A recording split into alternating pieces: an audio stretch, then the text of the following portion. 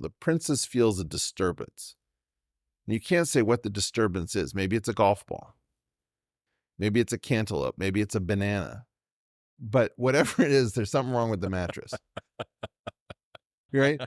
Yeah. This is like an old principle of mine, which is that you can always tell who's guilty by who first declares a time of healing.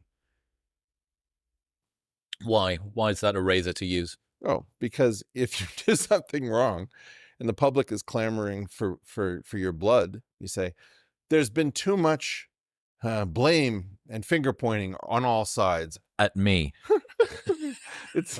I think what we need is to come together and declare a time of healing. For me. Right. So I believe that in general, whoever declares a time of healing is suspect number one. Is that you need arrogance to stand up against insuperable odds.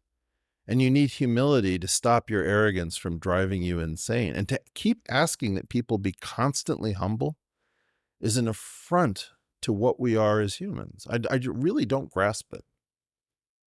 You need that deep humility, 100%.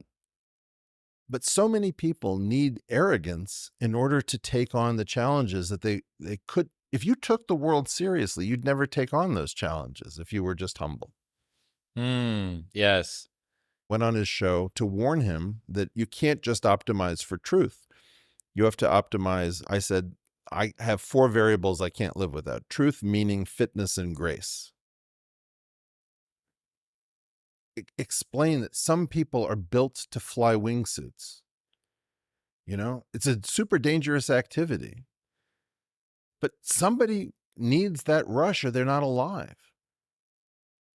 You know, people need danger. They need risk. They need to be able to create, and they don't need you in their way all the time. I guess I have this very strong sense. The easy thing to say is we got stupid and our attention spans are shrinking to 0. But it's Eric, I'm so refreshed by what you're talking about, because one of the things you've put your finger on is we've lost, I don't want to put words in your mouth, so maybe help me out, but we've lost, I mean, is it self-belief? Is it aspiration? What is it? What is it that we... What's your best story? Don't tell me. Okay. Okay. But you're now 93 years old and it's getting close to the end. And you're thinking about your life in terms of your best stories. You're watching your children, your grandchildren around you. And then you have a couple of stories that are just the glorious stories of your youth. Think about whether your best story is worthy of your 93 years as it stands. And my feeling is that mine is not yet done. I don't know, you don't have to, but we do talk about this stuff. Yeah. And that's why people tune in, because there's something ancestral that says, I'm not leading an archival life worthy of being remembered. When somebody says, well, when I write my memoirs, are they going to be worth reading? They might be worth writing, but what if they're worth writing but not worth reading? Then you failed. Think about what Feynman's stories did for people. He wrote 2 books of basically self-aggrandizing stories that let people know, oh my God, it is possible to have such an outre life, a life outside of the lines. There's so much of this world that you can't get to if you never clear your throat. And you know, one of my favorite quotes from me, people don't have to like it, but I love it, and it was hard to say the first time, is most of us die never having heard our. You have to do it, and you open. You know, I've complained about homosexuals monopolizing the closet. The closet is something where you open the door and you don't necessarily say, I'm gay. You might open the door and say, I think the left has gone crazy. Or you might open the door and say, I think conspiracy theories are actually quite common and not very rare. And then you find out what happens after that. And you take the damage.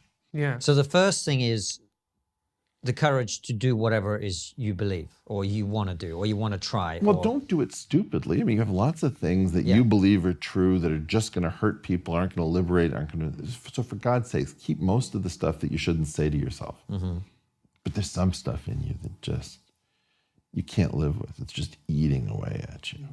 And then, you know, be very careful. Make sure that you have a plan for employment, because that's how they get most of us, is that we're wage slaves. And think about, am I comfortable dying, always having been careful not to say anything that would rock the boat? Because if you're comfortable with that, if that's okay, because this is the only time you get to do this, that's your choice. But, you know, as I was just talking to somebody who'd been canceled, and canceled is really misunderstood.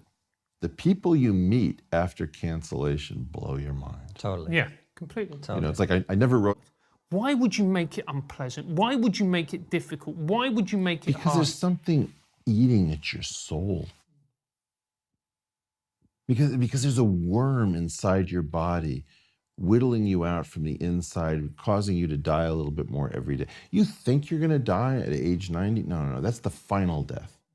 I told my grandfather, I said, there's a last time you do everything and you don't realize when that is.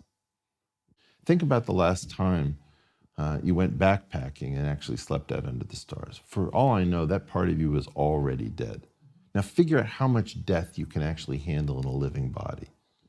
And figure out, maybe you want to reclaim some of that, right? Maybe you want to reclaim that through having children. Maybe you want to reclaim that through their eyes. You take an ice cream cone, and boy, that ice cream cone looks good to you. And you only have one of them. And you can feed it to your kid. You're going to taste that ice cream cone so much more if you give it to your kid. Because to you, it's just an ice cream cone, right? There's a weird way in which I just think that we're not figuring out how grand this adventure is. And to your point about COVID, I don't even know how to talk about this. I could use some help. There's a meaning crisis that people who don't feel comfortable talking about religion, and I'm not a religious person, I'm an atheist,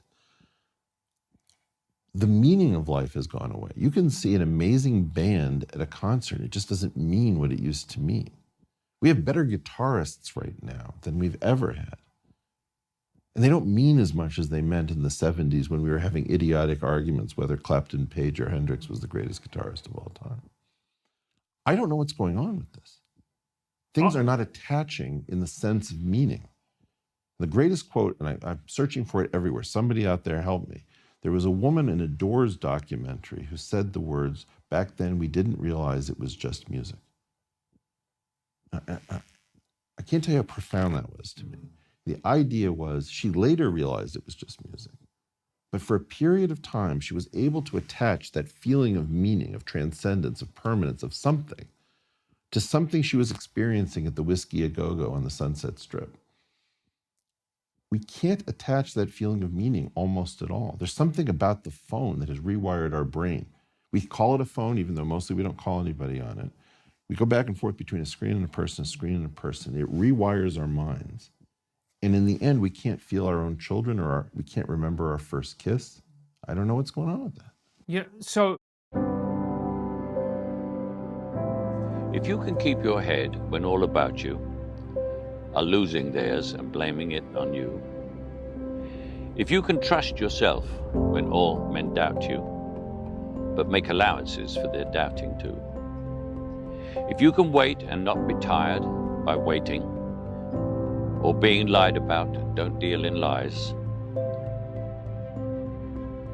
or being hated, don't give way to hating, and yet don't look too good nor look too wise.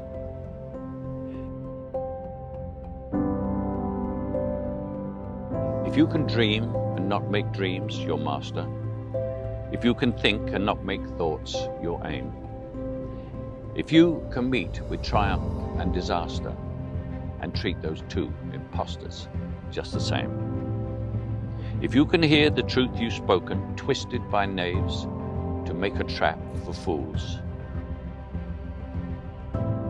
or watch the things you gave your life for broken and stoop and build them up with worn-out tools,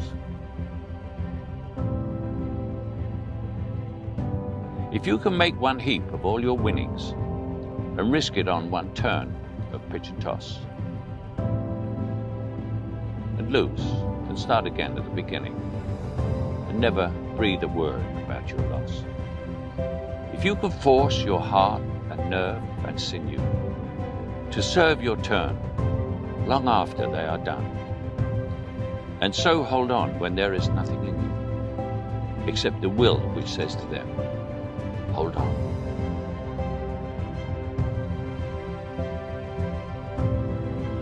If you can talk with crowds and keep your virtue, or walk with kings nor lose the common touch, if neither foes nor loving friends can hurt you, if all men count with you, but none too much, if you can fill the unforgiving minute with 40 seconds worth of distance run, yours is the earth and everything that's in it, and which is more, you'll be a man, my son.